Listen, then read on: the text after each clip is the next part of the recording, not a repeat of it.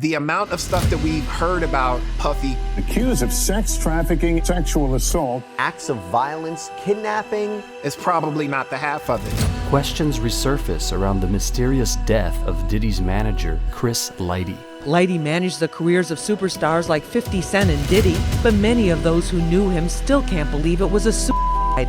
All of the unanswered questions, something ain't really right. 50 Cent has brought in a high-powered team to investigate the hip-hop mogul's death. I don't think Chris killed himself. I don't believe that. What happened to Chris? Puffy might be the destination for anybody going nowhere. Savage! I'm a savage! Nobody survived. Whatever I want, I'm going to get! Did Chris Lighty know too much about Diddy? That man might use that information against you. All them gnats, they can't really touch me. I ain't gonna stop till I get to the bottom of it.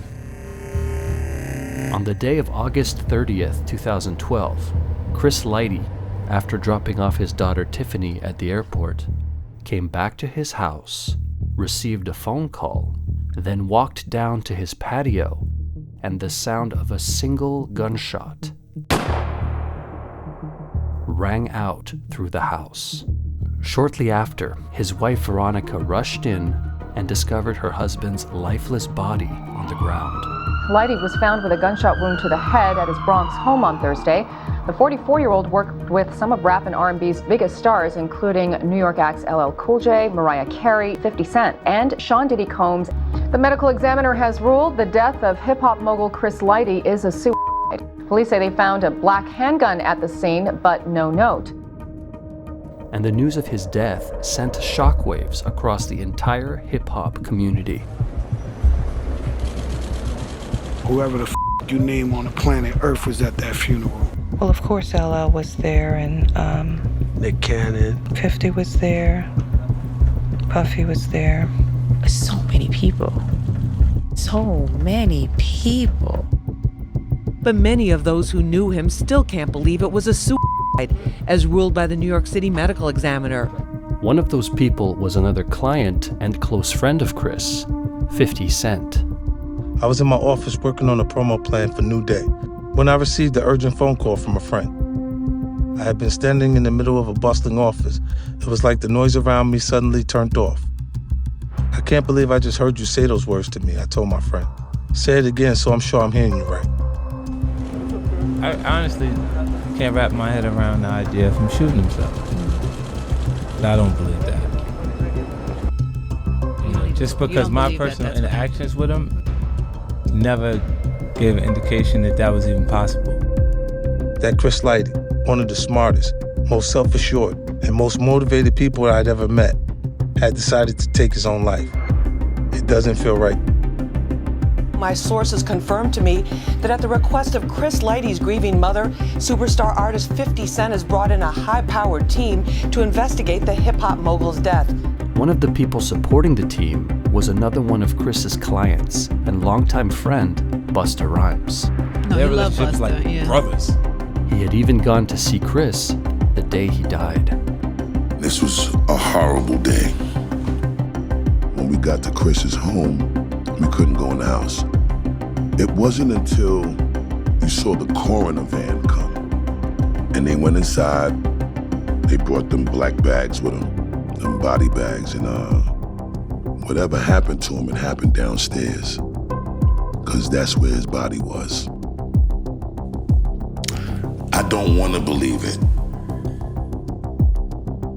What happened to Chris?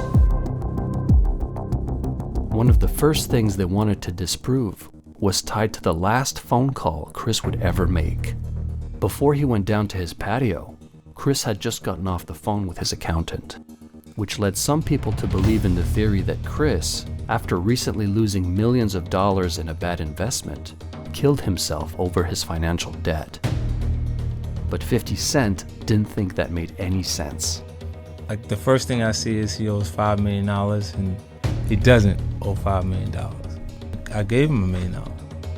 He didn't even ask. I said I'd give it to you because it didn't make sense for me to we make too much money together for you to be under those. I'm not sure you're gonna work the same if you got that type of pressure on you.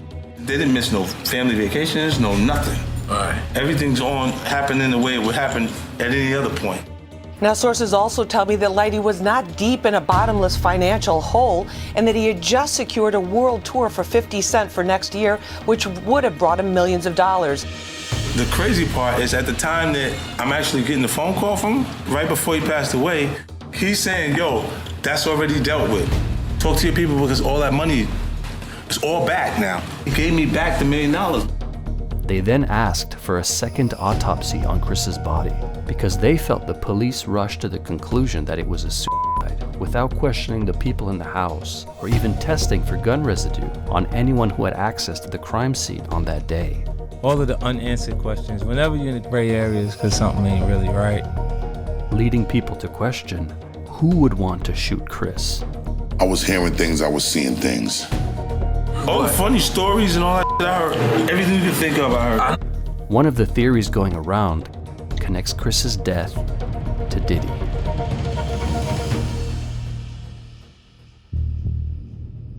It has long been suspected that a cloud of death follows Diddy. Now, he's either the most unlucky person in the world because his friends, enemies, lovers, and whatever all have a habit of showing up gone.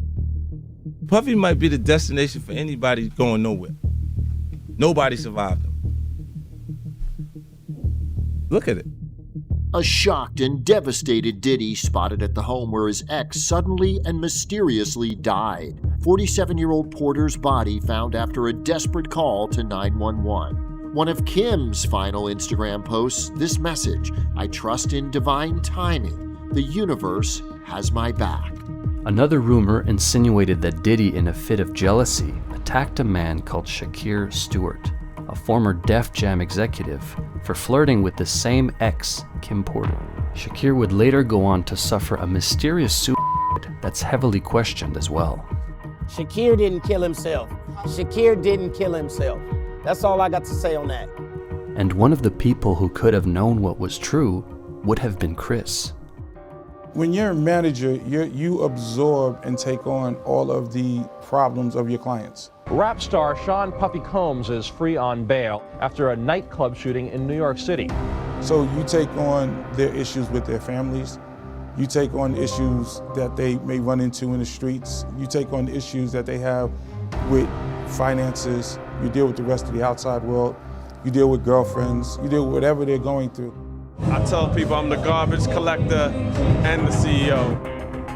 That definitely was Chris Lighty. Chris knew those moves to make. We was fighting shoulder to shoulder, you know what I'm saying? It's uncertain what Chris had to do for Diddy, but what is certain is that 50 Cent never felt comfortable around his friend's client. He said something to me one time, a long time ago, at Chris Lighty's wedding. And he's like, oh, we gotta hang out. The way he was asking to try and get me to hang out with him was like, it's just weird, bro. Okay, maybe this is one of those things where because I'm from the neighborhood, I don't understand what's really going on. I'm just not with all that freaky shit. Like all of the stuff that he's doing, I'm not into that type of stuff. Hey, yo, I don't have no beef with Fifth. He loves me. He loves me. Y'all really can't see it? I mean, y'all can't see it. No, we can't see it. Y'all can't see that he loves me? He would do a lot of foul shit. Like behind the scenes, he would do some foul shit. Like people I'd done business with that he done business with, he would say shit that I was like, he said that to you? That's just not me. At the end of the day, y'all see and y'all know what it is. You know, the track record. Y'all know the community service. Y'all know what I'm about. I'm not thinking about all that. All them gnats, you know, they can't really touch me, y'all. But while 50 Cent was publicly fighting it out with Diddy, Basta was stuck replaying the last interaction he had with his friend for answers. I was with Chris the day before he died. Chris saw me, I was in the best shape of my life. He wanted to come and train with me, pack his gym clothes in a bag to go train with me the next day. Chris got in a car with me to take him to Grand Central Station to go pick up his daughter because he was coming home from college. Basta noticed that there was something different with his friend on that day. For the first time I've ever seen Chris looking like Chris' spirit was broken. And he wasn't really too articulate about what he was dealing with. He's a man's man. we're not really allowed to disclose vulnerability. You know what I'm saying? You ain't really allowed to show weakness. But what I do know is that what it was doing to him it wasn't good. It looked like he was a ghost in a shell. It's the last day I seen Chris. I never seen one of my friends come out in a bag, you know what I'm saying? That's when I knew I wasn't gonna see my man no more. I ain't gonna stop till I get to the bottom of it. And Bاسطa and 50 Cent finally got the results from the medical examiner on the second autopsy on Chris's body. Former New York City medical examiner Dr. Michael Baden was called in by the family for a second autopsy. At the time of discharge, the muzzle of the weapon was against the side of the head and exited the other side of the head. There's no struggling kind of injuries, no bruises, no scrapes. So there was no evidence of a struggle. In my opinion, the manner of death, accident, suicide, or homicide, still is pending. The results so far are inconclusive. The news of the second autopsy was not the answer they were looking for. How do you deal with that? For me, I'll develop anger. Yeah, and it's more like because I'm used to responding to something. Somebody does something to me in any way make me uncomfortable. I respond by making them more uncomfortable. And then in this case, you just go, well, there's nobody to really offer that to. You just want to be mad, but then what do you? Yeah, who can I give it to? Who can you? Right. My life was going in a whole nother direction after that. And I didn't like it. Because I was confused. Because I never really had to manage my career without a manager. And he wasn't just a manager, he was my brother. So it got scary. I feel cheated. I'm being shortchanged. This ain't fair. This ain't right. This ain't right. As Bاسطa fell further in his grief, he started to act out.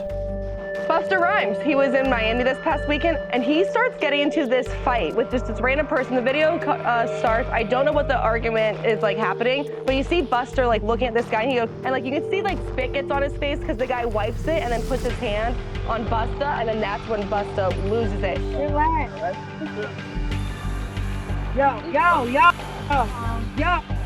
What's he looking for fights for? Recently, you got in a little trouble. What happened with the guy at the gym? I don't know what the hell you talking about. They said you threw containers. I don't know about that, man. No. I was trying everything to drown the pain and the frustration and the suffering of those losses by overworking, over drinking, over smoking. And I got to the weight of 340 pounds. I'm not even built to be that heavy. As I look at my skin, these like marks on my face. I hate those pictures. Like, I see the darkness in those pictures. Without knowing it, Bاسطa was reaching a point of no return. I drank myself into an inability to wake myself up. I had to be woken up by my son and my security in LA. It took like 45 minutes, and we had just come back from hanging out at a club.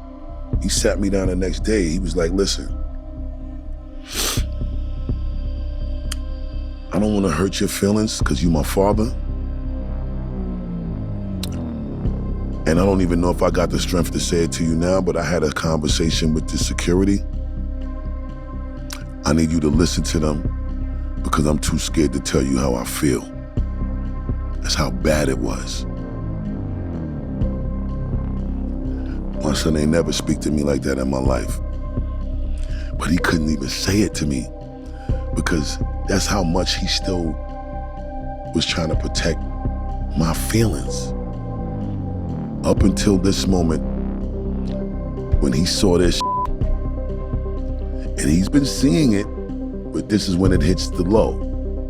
After hearing his son out, Basta agreed to go see a doctor.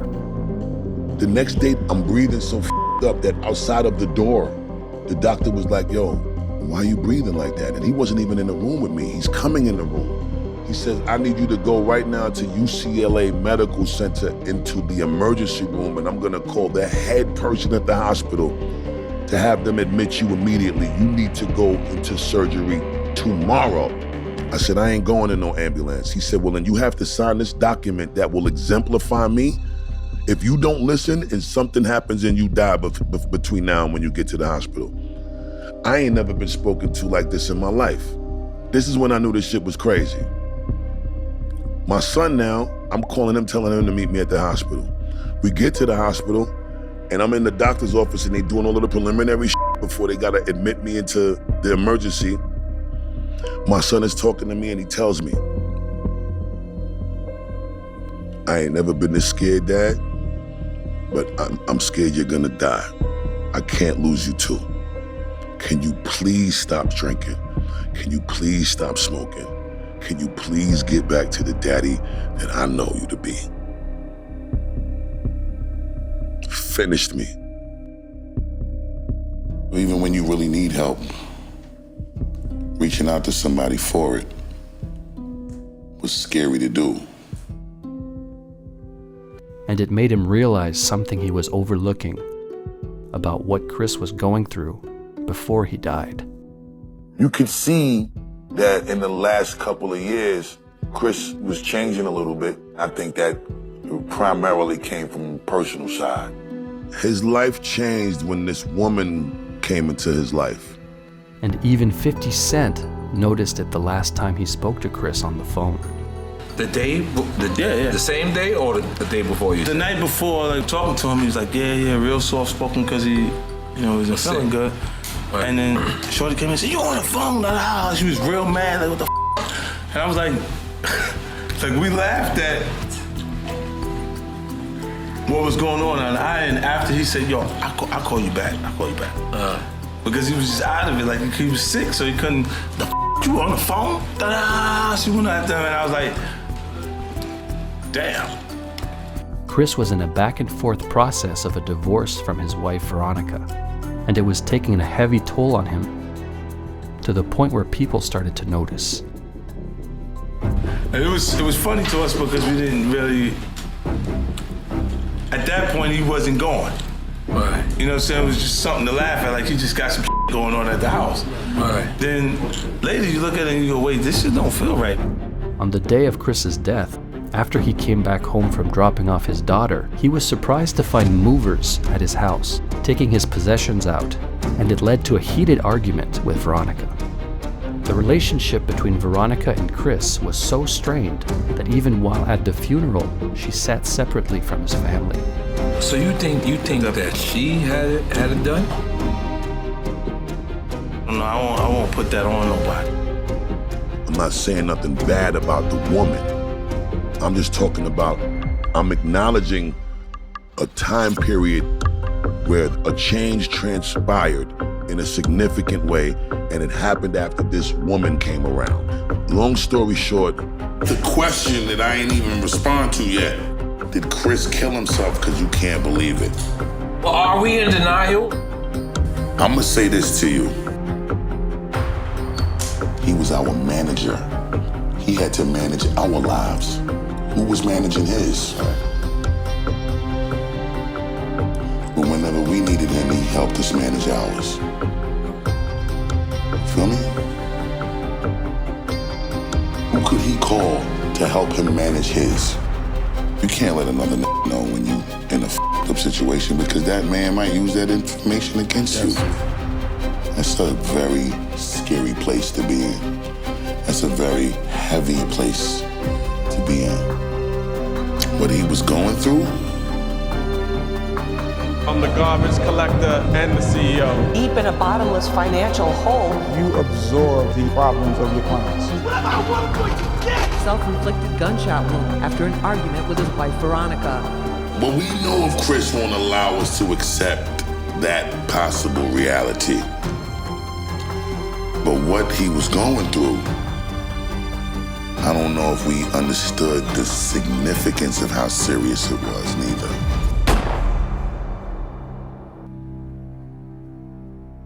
After seeing what led to his friend's death, Bاسطا realized that he was heading down the same path that Chris was. I started to walk around with this smile like I was doing well. That's a hard thing to do. Like, I didn't feel like I could be honest around my kids. I didn't feel like I could be honest around people that I was in business with. And I had the pressure of still having to function. You gotta put your little poker face on and come outside and front for them. Because you already know you gotta protect you. You ain't trying to front for them. You fronting for you. I gotta save me. It was starting to harm me. And I needed to talk to somebody and try to help get a navigation to help me reach to the destination that I needed to reach to get up out of that and get back to my happiness and my peace of mind. Now, how long it took for me to start having these kind of conversations with the public? Although Bástá's friend was unable to ask for help while he was still alive, Chris did manage to get help in his passing. Chris's death was a blow on many levels. The most devastating, of course, was knowing what his loss would mean to his children. Chris's daughter, Tiffany, and I in particular were close, and I knew she worshipped the ground he walked on. I made a vow that I would look out for Tiffany in his absence. I tried to live up to that promise, rewriting my will to include her. Pain that you go through too. You can look at me and see your pain in me. Cause ain't none of us exempt from suffering. That's all this is about that I'm sharing. And it's therapeutically beautiful for me because I'm finally in a space in my life where I'm comfortable enough to share it.